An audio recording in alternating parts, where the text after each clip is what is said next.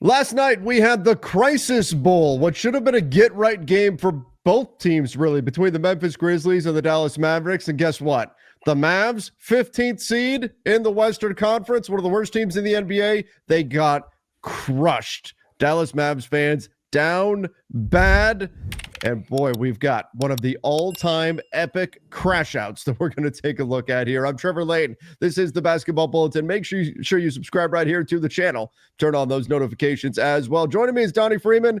Donnie, you're mid-move right now. Happy you could take a break from all the boxes and things to jump on here. Yeah, for sure. It's been a fun process. Not really. I just every time I forget how bad it is until you go through it, man. It's just like, Jesus, this sucks. But you know what I'll say? I'm very tired right now, but I'm never too tired to talk about the Dallas Mavericks. I love that. I think Mavs fans might be getting too tired to talk about the Dallas Mavs, especially watching this offense right now. So not only did they lose last night to the Grizzlies, they are the worst offensive rating in the NBA by a wide margin, not close. Now, it's worth noting that they're without Anthony Davis right now and Kyrie Irving. Like that's a big deal to be missing those guys. But they pulled Klay Thompson out of their starting lineup in order to move in D'Angelo Russell and see if they could have a little bit more shot creation. D'Lo comes in and has not been great. 9 points this game, had about the same last game. 4 of 5 shooting, which is great. 5 assists, but 3 turnovers. Only played him 16 minutes in this one. And then you go look Klay Thompson, who just said, I think I figured it out. Once the shooter gets going, the flick of the wrist and all of that. And then he proceeded to shoot 0 for 6 in this game against Memphis, a game in which not only did the Mavs lose 118-104, plus minus isn't everything, Donnie, but my God, look at the Mavs starting 5. Look at the plus minus.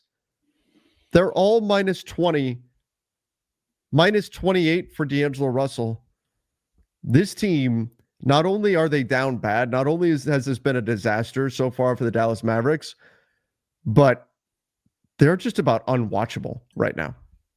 Yeah. Did we have the Dirk comments on that? Because Dirk said basically last night he feels bad because they're unwatchable, like you just said, basically. Yeah.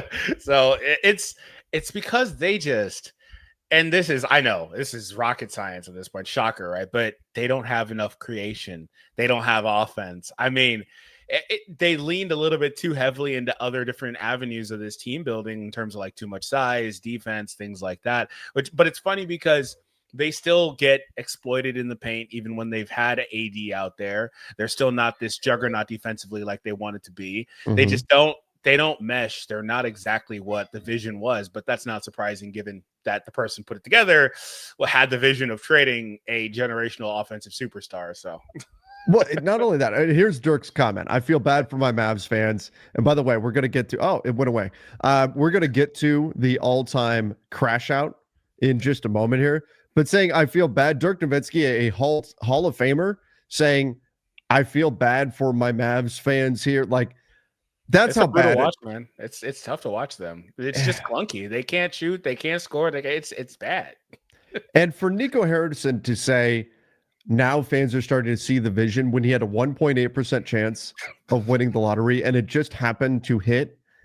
And now we can see what this vision is. Now, of course, it's worth noting, again, no AD, no Kyrie, but still, yeah, we're starting to see the vision. And we're getting to the point now where there's rumblings that his job is in jeopardy. This is from Tim McMahon on the Hoop Collective. A legitimate question right now, is Nico Harrison's job in serious jeopardy? That is an absolute legitimate question. It's the question, obviously, Mavs fans have been hoping would be answered with an affirmative since February. I don't have a firm answer for you right now. That's as much as I could tell you, but it's a legitimate question. When you talk to people about the Mavericks around the league, it's the first question people are asking. It's so bad. I mean, there are people who said Nico Harrison should have been fired immediately after the Luka trade. Obviously, ownership signed off on that trade, so they're not going to fire him then. But it's getting to a point where I don't know how they can get away with not firing Nico. I thought it hit that point when the entire arena is chanting "Fire Nico." The optics are just so bad. That was in the second game of the season for them, as I recall. Yeah, well, like immediately after he's out there, like he's from last season, but like they did it this season too. But this dude was hiding in the tunnel last season, like that. That's just you can't, I don't think you can have that person running your organization, right? And okay, fine. If you want to give him some leeway since you signed off on the trade, maybe give him time to see his plan come to fruition in theory, fine. But you start the season floundering. It's a long season. However, I would caution you're in the West. I would caution you've got several players, not just AD, and Kyrie that are injury prone or suffered injuries. Your other bigs deal with that stuff too. Clay has had a bad injury in the past. Like, you don't really know. Dirk Lively is injured. Yeah. So I'm saying, like, Gafford's coming off on, like, you don't have certainty with this roster. And if the goal is, oh, well, now it's 82, but mostly like going into the season was, oh, we don't know what we are until Kyrie comes back. Well, that's a lot of pressure to put on. Yeah, and you may be done by then. And exactly, you may be a little bit too far out of it at this stretch, or at this point of the stretch. You're definitely looking like you're going to be too far out of it. 2-7 is hard to recover from in the Western Conference. So they could streak some stuff together here. But back to the initial, I thought it was already time when the fan base turned on him. But, Dumont, I think that ownership group came in. They didn't know a lick about basketball. But they thought they did, and that's the problem. Exactly. And they thought that they surrounded themselves with somebody in Nico that they could depend on to cover that as well. And it looked really good at first. He pulled off the trade for PJ and Gafford and all that stuff. The Mavs were great. But then he does this huge 180. So what do you do at that point? Well, tell you what you do. You fire Nico, because you're right. Look, I know we're only 10% of the way into the season. There's a lot of basketball left to play, and it's not impossible. It's certainly not impossible for the Mavs to pull out of this nosedive. But in the West, if this goes on much longer, they're going to find themselves having to pivot into tank mode. And I'll tell you how ridiculous that is, because the whole central thesis of the Luka trade is we were a champ. Think about that. It's not just you traded Luka. You blew up a championship contending team to trade Luka. So now, not only do fans not have Luka, who is their guy, the next Dirk, the next player who's going to be a Mav for life, right? Now that you not only not have that guy, but you took a team that was really good. It's not like they were a bad team. And then you made this trade because, hey, we got to try something. They were in the finals. And then you blow up that team and you turn them into this with the central thesis that defense wins championships. This will give us maybe a shorter window, but a better window to go win right now. Well, guess what the vision is? To not win right now and lose your star. It's the double whammy here for the Dallas Mavericks. Quick, I wanted to say, though, that there's obviously a lot of variance and a long way to go with this, as there's a lot that could happen with this specifically. But up to this point, they've had, I believe, the 5th easiest schedule, and they've got the 2nd hardest one remaining from here. So should be pretty interesting to see how this goes. They definitely need to get their stars back and healthy. All right, let's get to the epic crash out of this Mavs reporter. My goodness, we'll get to that in 1 minute. Ever hear the Sleeper app? Here's a little secret. It's more than just a platform for season-long fantasy leagues. This year, millions of users enjoyed playing fantasy sports on Sleeper, but the app offers so much more. Live stats, real-time updates, and visualizations on all stats. A news feed, so important for me. You can get lightning-fast updates on your favorite players and teams. A real-time chat to allow you to engage with other users about individual plays and performances during the NFL and NBA seasons. So download the #1 sports app today. Experience it for yourself. When you use promo code Bulletin, you get up to a $100 match on your first deposit. Terms and conditions apply. See Sleeper's terms of use for details. Currently operational in over 25 states. Check out Sleeper today. And by the way, they do have a phenomenal promo going on right now as well. Free $20 entry. Go check that out. No deposit required. $20 entry for free. Go check them out. Use the link in the description down below, and that promo code is Bulletin. All right, so this is Kirk Henderson, who does a great job covering the Dallas Mavericks, but I think his crash out here is reflective of how Mavs fans feel right now based on what's happened over the last, 8 months or so after trading away Luka, the shocking, devastating trade for Dallas to now this team being what it is. And I do want to highlight something, Donnie. This was recorded 2 days ago. This was before the loss to the Grizzlies. Yeah. So I can only imagine how Kirk is feeling right now. But let's take a look at this because again, I think this is reflective of how Mavs fans feel right now. One of the things we've really aimed to do lately, and this is going back to the middle of the summer, like you get these people that occasionally check in with us and be like, you talk about Luka and Nico too much, shut up. And it's just like, it's inexorable to talk about these things. And we want to talk about the games themselves. And sometimes that means talking about the trade. I'm not going to talk about the trade right now, but one of the things I am going to talk about is the fact that the general manager of this team who built this team is Nico Harrison. He owns it. He wears it. Imagine this team without Cooper Flagg. The Mavericks are 15th in the West. There are only 15 teams. They're 15th in the West. There are only 15 teams. I love the way he said that. He really made it to drive that one home, man.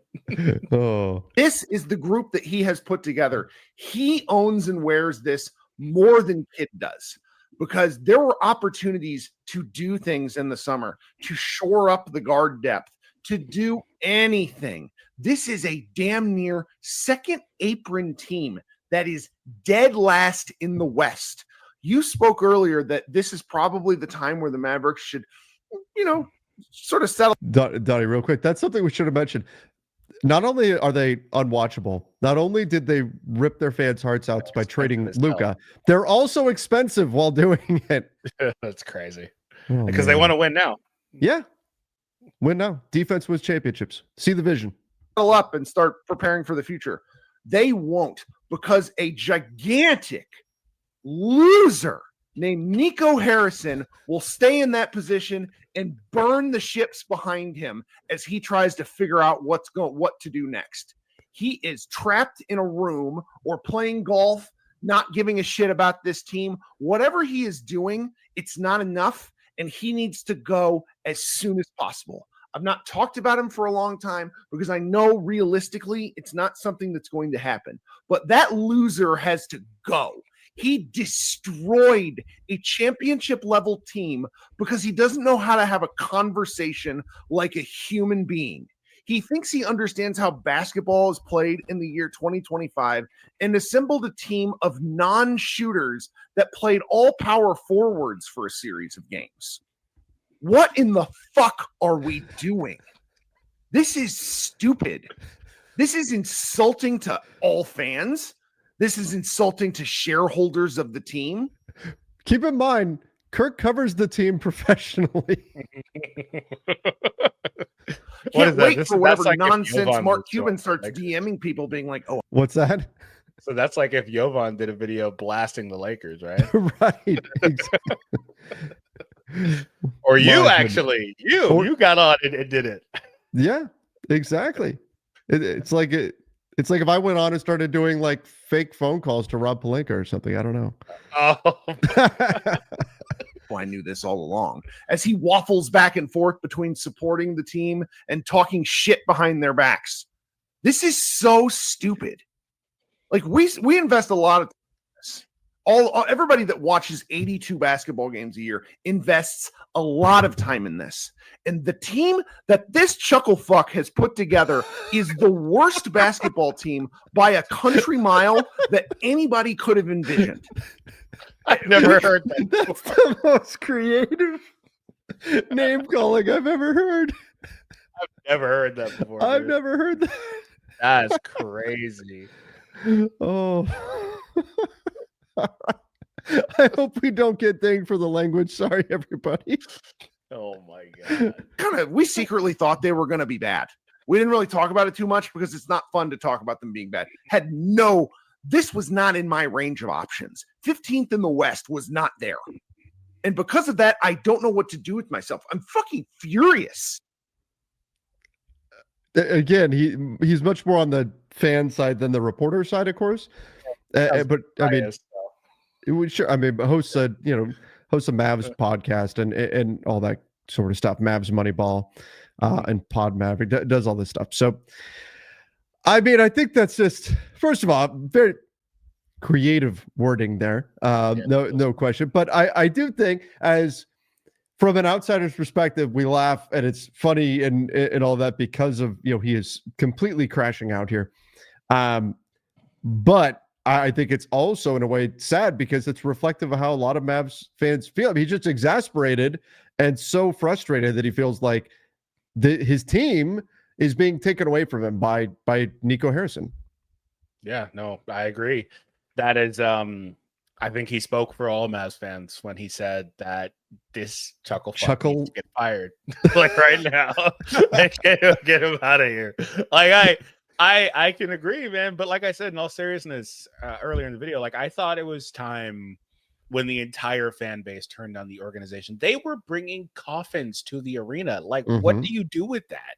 Like, I don't know how else you handle this. And yeah, there were some people that were contrarian, that were excited about it. There was some of that, when we were covering it back then, and I'm sure there still is, right? But for the most part, the vast majority of people grossly disagreed with the decision to make that trade. And like I said back then, I don't even think that winning a chip this year would have done enough, because it's deeper than just simply winning a basketball game or winning a championship. I think it mattered more like on a cultural level to the city and things like that, having their guy there, and you just ship him out. They love this guy. Like, you can't just do that. Right. So, and it's not even like he deserved it or he's been playing bad or anything. Like, he's a superstar who was giving you everything he had, out there playing with bleeding knees every night. Like, what do you do? Like, you can't just get this guy out of here because you don't like him. That doesn't make any sense. And Luka is now I think this is only that makes it worse. This is contributing to how Mavs fans feel right now. 40 points per game right now. Luka is averaging 11 rebounds, 9.2 assists, 2 steals, 39 minutes a night. He's slimmed down. He killed it for Slovenia over the summer, and he is lighting it up for another team now. While the Mavs got, Max Christie has been one of their only bright spots in the season, so at least there's that. But the main guy they got, Anthony Davis, has not been on the floor much this season, and the team is struggling and losing. And on top of all of the internal stuff, they're also watching Luka go ballistic for the Lakers. Did you see that somebody was playing Marvin's Room? I don't know if you're familiar with that song or not. They were in the shoot around. They were playing Marvin's Room. That is not a song that you play to get hyped up. That is a down bad song.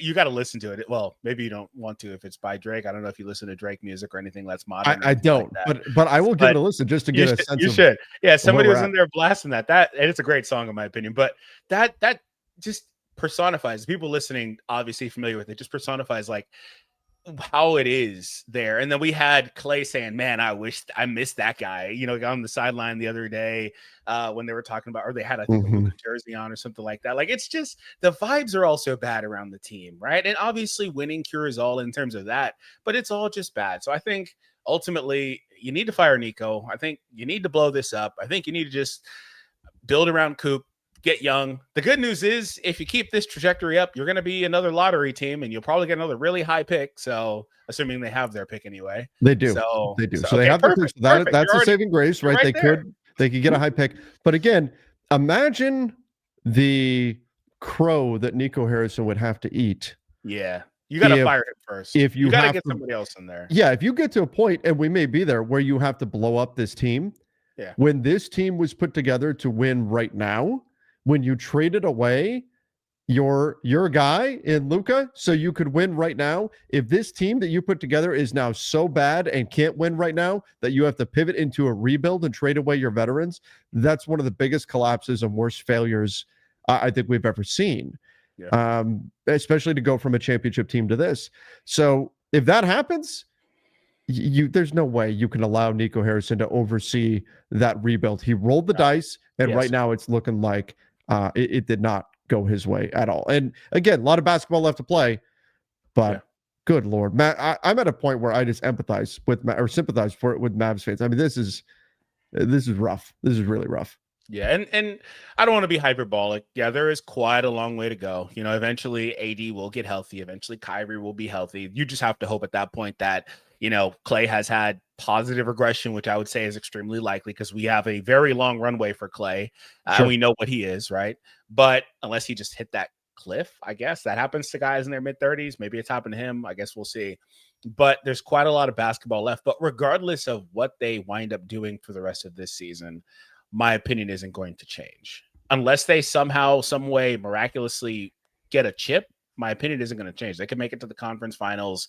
Nico could say, see, it was working. We got really close, but still I would have the same opinion because you still have the same concerns injury-wise with a lot of your roster. You're a year older. It's just tricky, right? And a really tough and progressively getting younger Western Conference. I don't know, right? So, and you hit the nail on the head when you said that he can't be the guy to oversee something like that if you do it, because you need to get him out of there first to reset the culture around this team, firstly. And then secondly, you have to have somebody that has a different basketball vision, because if this is his basketball vision, this is not successful up to this point, and it probably won't be successful later on. I mean, we talked about this a couple weeks ago, how they had all these dudes playing out of position. I understand the potential long-term benefit to having Coop playing point guard. That doesn't work out in the short term. It's not, he's not ready for that. AD, the irony is insane. AD comes into the season with more weight on. They traded Luka for being fat. Right. But it's just, the irony is insane, right? But AD maybe it's not the player. Maybe it's Dallas. Maybe Dallas just causes you to gain weight. There is great food there. He's not able to play the way that he wants to, the position that he wants to play, the way that they need him to play it, because he's just a bigger, older, slower, all the different things. And that's fine. A lot of guys age up a position, like LeBron's not as able to play. He's not a 3 anymore, he's a 4. Yeah. He's more of like a 4, small ball 5, because it's just, as you get older, it just kind of happens to a lot of these guys. And AD is no different, right? So I think that a lot of the team is just kind of out of position. It's all messed up and they don't score. And also, I'd like to say this. I covered the Mavs. I think I did a solo video like a week and a half ago. And I talked about how some of the guys were really performing well, like Max Christie, plus minus net ratings, all that stuff was screaming, you need to play Max more. And then you had a really wide swings in the opposite direction with guys like Clay. It was really abysmal. And then somebody that really, really stood out was D'Lo. D'Lo is same thing. His advanced metrics were insane for that roster. And it kind of gives you hope that like any competent ball handler that would come in would get this team on the right track. Which is where like you get that, when Kyrie comes back. But again, he's an older guard and coming off of a big time injury. I'm just concerned about that. Not about his finishing, scoring, but more about the ability or his dribbling, the ability to get that first step, get by guys. He's always been crafty, so he should be mostly fine. But sometimes it just takes these guys a prolonged period to get back to being healthy. But the irony in that is that D'Lo went into the starting group and has been abysmal since. He's had like 3 games where he's been straight dog water. He's shooting 38% from the field and 31% from 3. Yeah. And he had his last bench game was I think a 30-point game off the bench. And it's like, you have to start this guy. They finally do it. And now he's just absolutely crapping the bed. Man, just brutal. Just brutal. I mean, Donnie, let me finish with this though.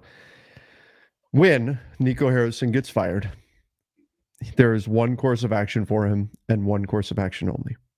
Do not buy a plane ticket. You need time to let everything kind of process. Jump in the car.